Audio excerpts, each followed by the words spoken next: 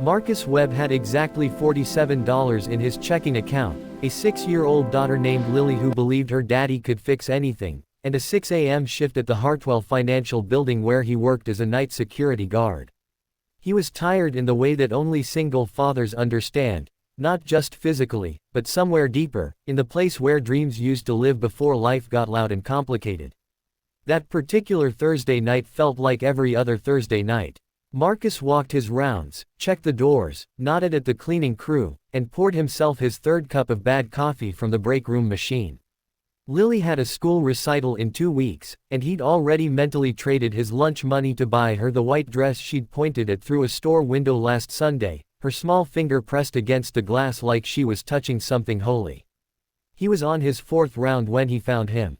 Daniel Hartwell, the Daniel Hartwell, CEO of Hartwell Financial, a man whose face appeared on the covers of business magazines and whose net worth had 7 comfortable zeros, was sitting on the marble floor of the parking garage stairwell, his back against the cold concrete wall, his Italian suit jacket hanging off one shoulder. An empty bottle of scotch rested beside him like a loyal, terrible friend. He was conscious, barely, muttering something Marcus couldn't quite catch.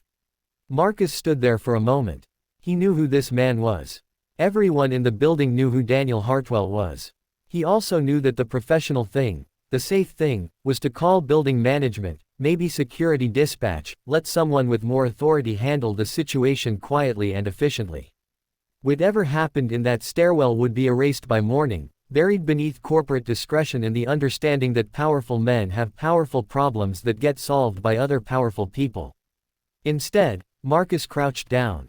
"Mr. Hartwell," he said quietly. "Sir, can you hear me?" The man opened one eye. Even drunk, Daniel Hartwell had the look of someone who had spent decades being the smartest person in every room he entered. But right now he just looked like a man who was lost. "Nobody's coming," Daniel mumbled. "Called my driver. Nobody's coming." "I'm here," Marcus said simply.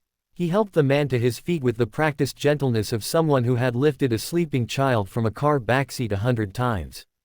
He half walked, half supported Daniel to the small security office on the ground floor, settled him into the worn chair behind the desk, and got him a cup of water and crackers from his own lunch bag, the same lunch he'd been rationing since Monday.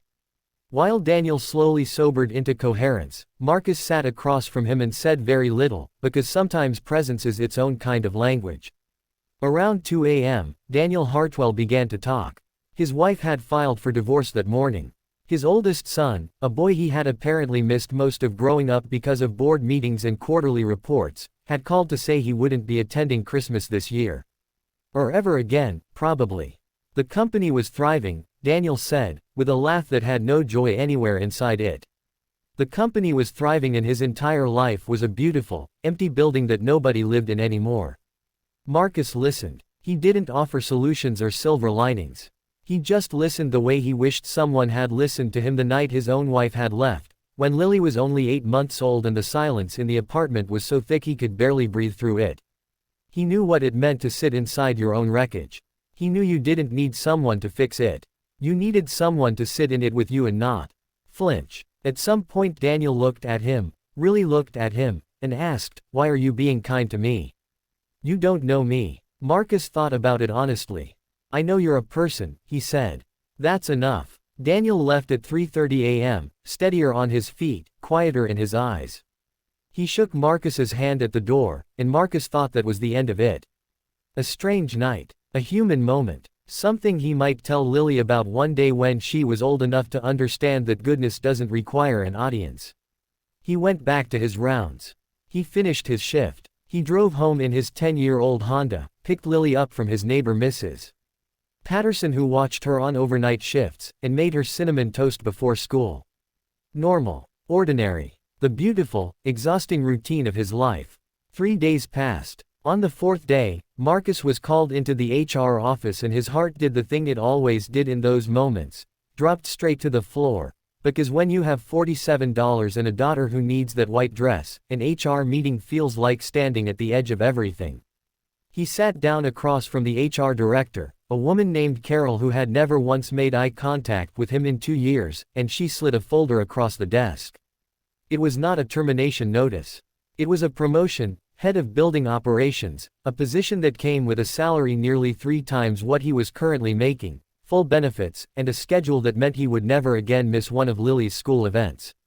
There was a handwritten note paper clipped to the front of the folder. Marcus recognized the sharp, precise handwriting from the incident reports he'd filed over the years. It read, "A company is only as strong as the people who show up for it, and for each other. You showed up. D. Hartwell." Marcus sat with that piece of paper for a long time. Long enough that Carol asked if he was all right. He told her yes, which was both completely true and insufficient to describe what was moving through him in that moment. It wasn't just gratitude, though he felt that. It wasn't just relief, though his lungs seemed to remember how to fully expand for the first time in months. It was something closer to the feeling he got watching Lily sleep, that profound, quiet awareness that life is fragile and brief and threaded through with moments of unexpected grace that you never see coming and never fully deserve and receive anyway. He called his mother that evening. He hadn't called her in 3 weeks because their conversations always circled back to her worry about him and he'd grown tired of being worried about. This time he let her worry. He let her voice wash over him through the phone while Lily drew pictures at the kitchen table, and he thought about Daniel Hartwell sitting alone on a cold concrete floor, and about how a single decision, to crouch down instead of walk past, to stay instead of delegate, to see a person instead of a problem, had quietly rearranged the entire architecture of his future. He bought Lily the white dress that weekend. She wore it around the apartment for 2 days straight, spinning in the kitchen until she was dizzy and laughing. He watched her from the doorway with his arms crossed and his heart so full it was nearly painful, thinking that this was what it was all for.